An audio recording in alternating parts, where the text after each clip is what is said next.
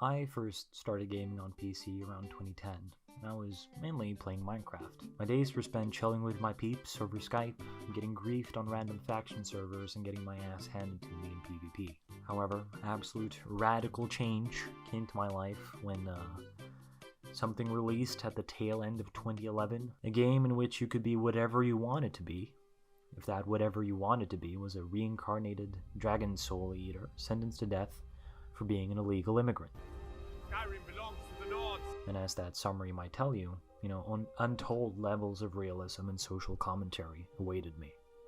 I had played some of Oblivion prior to the release of Skyrim, so it's kind of disingenuous to say that I hadn't experienced anything like it. I'd also played some Fallout 3 and Fallout New Vegas, but they didn't really captivate me quite in the same way initially as what Skyrim did. Later, though, I've come to have a much greater appreciation for both Oblivion, Morrowind, and the Fallout games. I have played an ungodly amount of Skyrim, and along with Minecraft, it is probably one of the games that I have some of my fondest gaming memories from. There were plenty of sights to discover, people to meet, and quests to embark upon. And there was a real sense of adventure when I first started playing the game. It's been quite a while since I've played Skyrim, but I know that a lot of people actually play it regularly. And this is a surprisingly large and active player base considering that it's a soon-to-be 10-year-old game, thanks to, in large part, the incredibly talented and active modding community surrounding the game. What in Oblivion is that? Sentries. What do you see? It's in the clouds.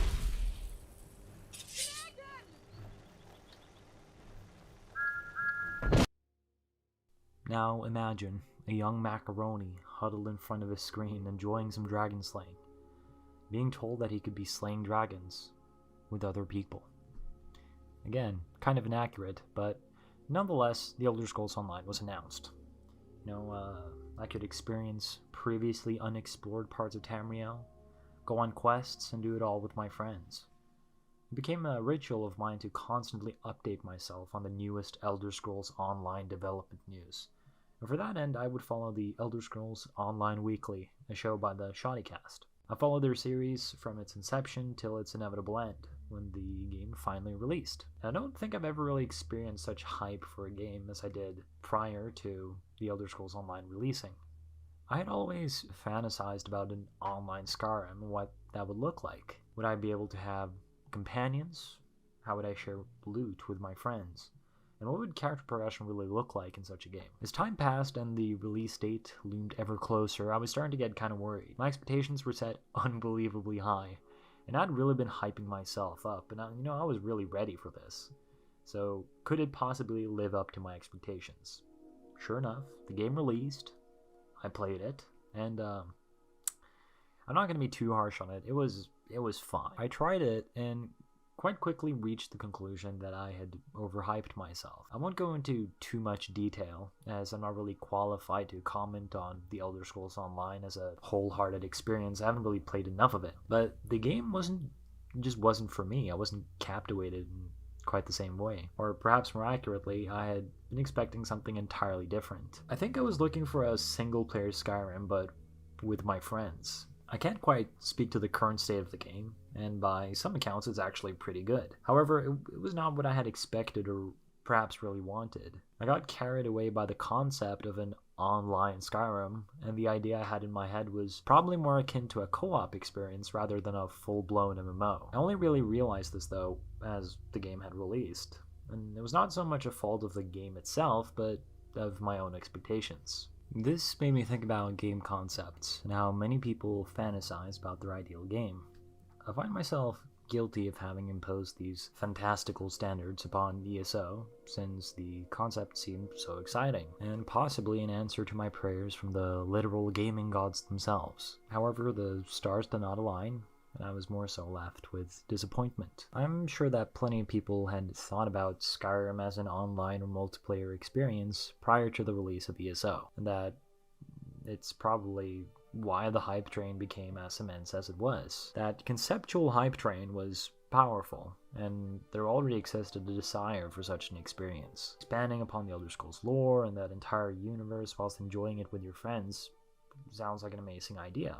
Games such as ESO have kind of played around with my expectations a bit, and no doubt experienced both the positive and negative sides of such hype trains. Thankfully, this experience made me a bit more cautious, so as to not get too carried away by the next time an amazing game concept comes about, and not to impose my own incredible expectations upon unreleased games.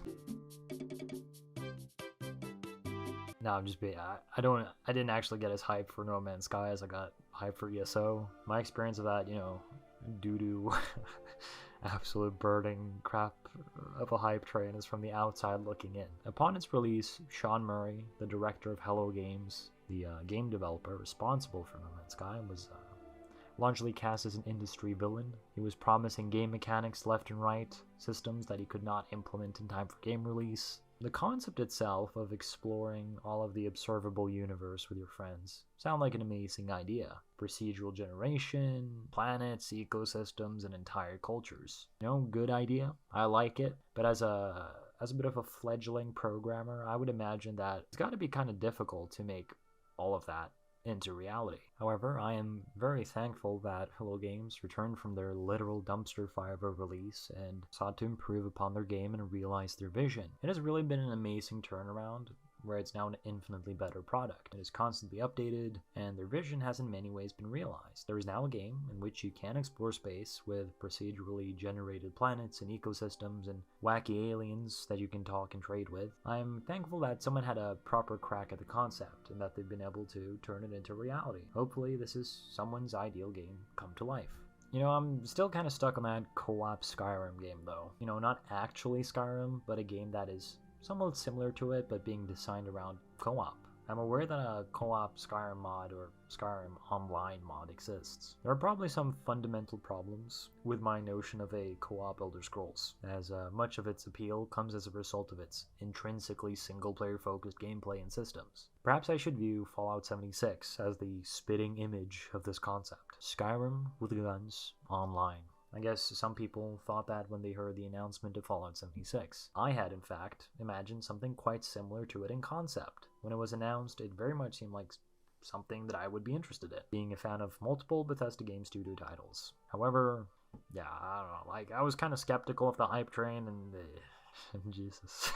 I'm not gonna rag on this absolute. If I called No Man's Sky hype train for wacky doo-doo stinky, then words can't describe how I feel about the hype train for Fallout 76, or the game itself for that matter. But I'm kind of afraid that because of the poor reception, which was wholly deserved by the way, that the concept of an online or co-op Fallout or Elder Scrolls game won't be explored to its fullest extent.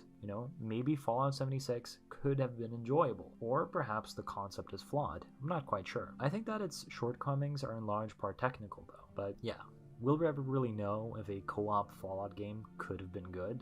And what would such a game even look like? I could go on exploring what such a game would look like, but I think I'm going to do that another time. I'm just going to end it here, and feel free to leave any suggestions of game concepts that you personally would like to see explored. Until next time, Odo.